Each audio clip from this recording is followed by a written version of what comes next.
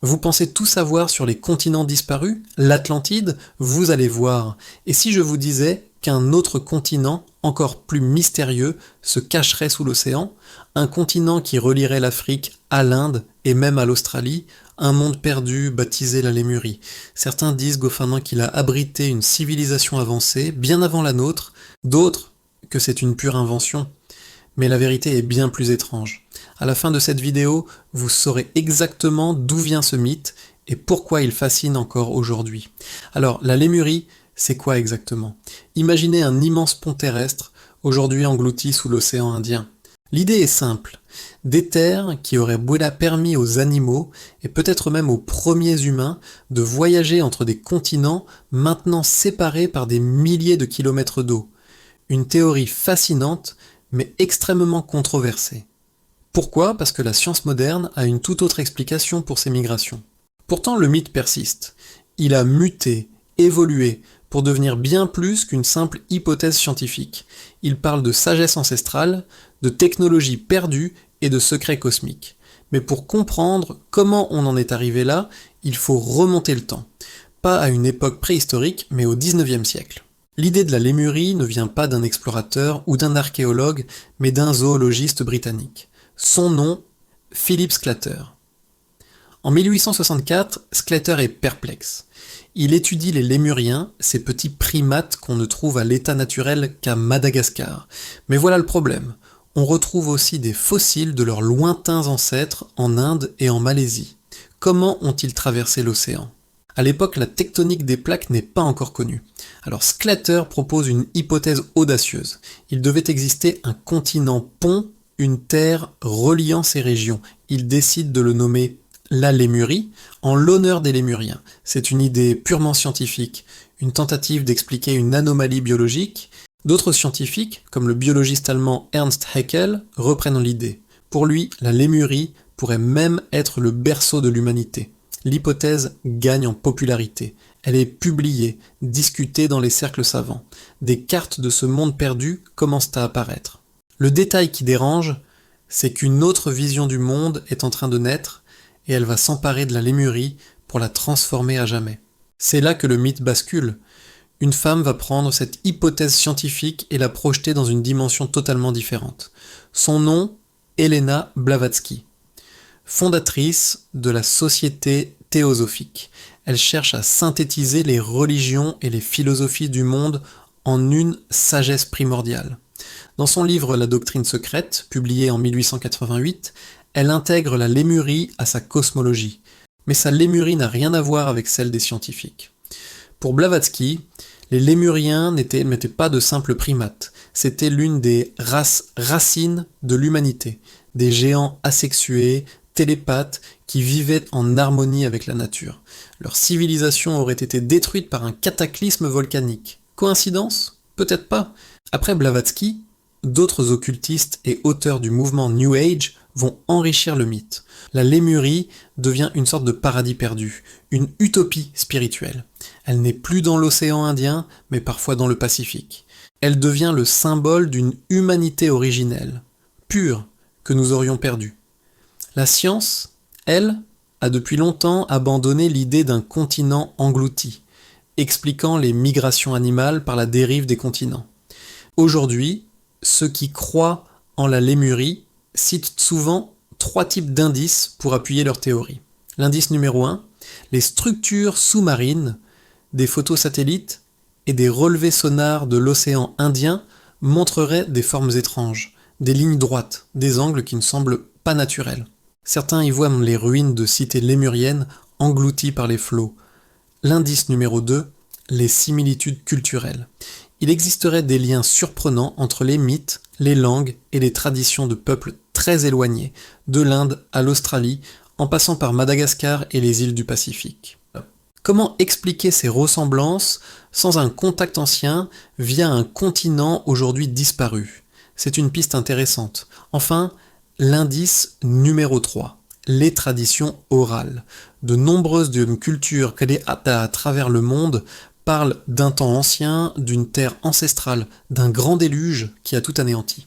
Ces récits ne seraient-ils pas des souvenirs déformés d'un événement réel, la chute de la Lémurie? Ces trois pistes, prises séparément, peuvent sembler légères, mais mises bout à bout, elles dessinent une image intrigante. Alors, que valent vraiment ces indices? Sont-ils de véritables preuves ou de simples coïncidences? Dans la partie 2, on va prendre ces indices un par un et les examiner à la loupe. On va confronter le mythe à la science, l'intuition aux faits. Et vous allez voir, l'un d'eux change absolument tout. Il ouvre une porte sur une possibilité encore plus vertigineuse que celle d'un continent englouti. Une histoire fascinante, mais est-elle réelle? Aujourd'hui, on ne se contente plus de raconter la légende. On plonge dans les faits. On passe au crible les indices, un par un, pour séparer le mythe de la réalité. Accrochez-vous, car les révélations que nous allons faire pourraient bien tout changer. Le premier indice, et peut-être le plus célèbre, ce sont les lémuriens. Ces primates qu'on ne trouve à l'état sauvage qu'à Madagascar et dans les îles Comores. Pourtant, on a retrouvé des fossiles de leurs lointains ancêtres en Inde et au Pakistan. Alors, comment ont-ils traversé des milliers de kilomètres d'océan? Pour les partisans de la Lémurie, la réponse est évidente, ils n'ont pas traversé l'océan. Ils ont simplement marché sur le pont continental qui reliait ces terres. Ça semble logique, non? L'idée d'un pont terrestre a été proposée au XIXe siècle par le zoologiste Philip Sclater, bien avant que l'on comprenne la tectonique des plaques. C'était la meilleure explication disponible à l'époque pour justifier cette répartition géographique étrange. La Lémurie n'était alors qu'une hypothèse scientifique pour expliquer un casse-tête biologique, mais la science a progressé. Aujourd'hui, on sait que les continents bougent. L'Inde, autrefois, n'était pas rattachée à l'Asie. C'était une île-continent qui a dérivé vers le nord pendant des millions d'années avant d'entrer en collision avec la plaque eurasienne, créant ainsi l'Himalaya. Cette dérive des continents rend l'existence d'un immense pont terrestre comme la Lémurie géologiquement impossible à l'époque où les Lémuriens auraient pu l'emprunter. Alors, comment expliquer les fossiles? La théorie la plus acceptée aujourd'hui est celle des radeaux de végétation. Des groupes d'animaux auraient été emportés par des tempêtes sur de grands amas de végétation flottante, dérivant sur l'océan sur des milliers d'années et colonisant de nouvelles terres.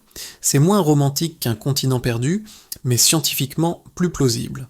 Le premier indice semble donc réfuté, mais attendez, car les choses se compliquent. Passons à notre deuxième indice, les structures sous-marines. Des explorateurs et des passionnés rapportent régulièrement la découverte de formations étranges au fond de l'océan Indien. Des murs, des routes, des formes géométriques qui sembleraient trop parfaites pour être naturelles. La plus célèbre de ces découvertes est le pont d'Adam ou Rama Setu, une chaîne de bancs, de sable et de rochers qui relie l'Inde au Sri Lanka. Pour beaucoup, c'est la preuve matérielle d'une construction antique, peut-être lémurienne. Des images satellites montrent cette formation quasi continue sur près de 50 km. Pourrait-il s'agir des vestiges d'une route construite par une civilisation avancée, aujourd'hui engloutie? Encore une fois, la géologie vient jouer les troubles faits. La plupart des scientifiques s'accordent à dire que le pont d'Adam est une formation naturelle, un tombolo créé par l'accumulation de sable et de coraux sur un haut fond rocheux au fil des millénaires. Les courants marins auraient simplement déposé les sédiments de manière linéaire entre les deux terres. Quant aux autres structures sous-marines, beaucoup se révèlent être des formations volcaniques, des récifs coralliens aux formes inhabituelles ou simplement des artefacts visuels sur des sonars de mauvaise qualité. Chaque cité engloutie potentielle s'est jusqu'ici avérée être une illusion. L'océan est plein de mystères, mais il est aussi expert en création de formes qui trompent notre œil. Le deuxième indice semble donc s'effondrer lui aussi. Mais c'est là que le véritable twist intervient. Et si la Lémurie n'était pas du tout un continent physique? Et si l'indice le plus troublant n'était ni dans la biologie, ni dans la géologie, mais dans l'ésotérisme? C'est là qu'entre en scène Helena Blavatsky, la fondatrice de la Société théosophique à la fin du XIXe siècle. Pour elle et ses disciples, la Lémurie n'était pas une simple hypothèse scientifique, c'était une réalité spirituelle. Dans sa doctrine secrète, elle décrit les Lémuriens non pas comme des humains, mais comme l'une des races racines de l'humanité. Des géants hermaphrodites, pondant des œufs dotés de pouvoirs psychiques, mais dépourvus d'intellect. Ils auraient vécu il y a des millions d'années sur un continent immense dans le Pacifique, et non dans l'océan Indien avant d'être détruits par le feu volcanique. Vous voyez le changement. La Lémurie scientifique, le pont terrestre pour les Lémuriens, a été complètement transformé en un mythe occulte complexe. C'est cette version, et non celle de Sclater, qui a survécu et qui alimente aujourd'hui la plupart des théories du complot. Cet indice n'est donc pas une preuve physique, mais une construction culturelle et spirituelle. C'est le plus trompeur de tous, car il ne cherche pas à être prouvé par la science, mais à être cru comme une révélation. Il déplace le débat du terrain factuel au terrain de la foi. Alors, quelle est la théorie qui relie tout ça ? La Lémurie est un concept qui a muté. Elle est née comme une hypothèse scientifique, une tentative respectable d'expliquer un mystère biologique avec les outils de l'époque. Puis, la science a trouvé une meilleure explication, la tectonique des plaques. Le concept de Lémurie aurait dû disparaître, devenir une simple note de bas de page dans l'histoire des sciences, mais il a été récupéré, transformé et amplifié par les courants ésotériques. Ils ont pris le nom, mais ont changé l'emplacement, l'époque, les habitants et la nature même du continent. La Lémurie physique est devenue une Lémurie spirituelle.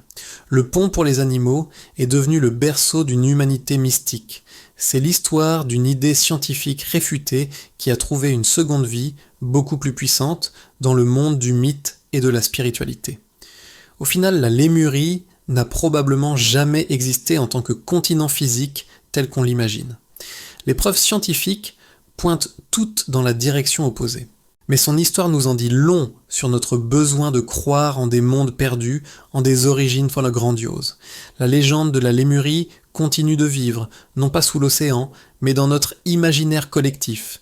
Et elle n'est pas seule. L'Atlantide, le continent de Mu, les cartes anciennes de Piri Reis, les mystères de civilisations disparues sont nombreux. Alors, quels mystères devrions-nous explorer la prochaine fois ? Dites-le moi dans les commentaires, abonnez-vous pour ne rien manquer, et à très bientôt pour une nouvelle enquête.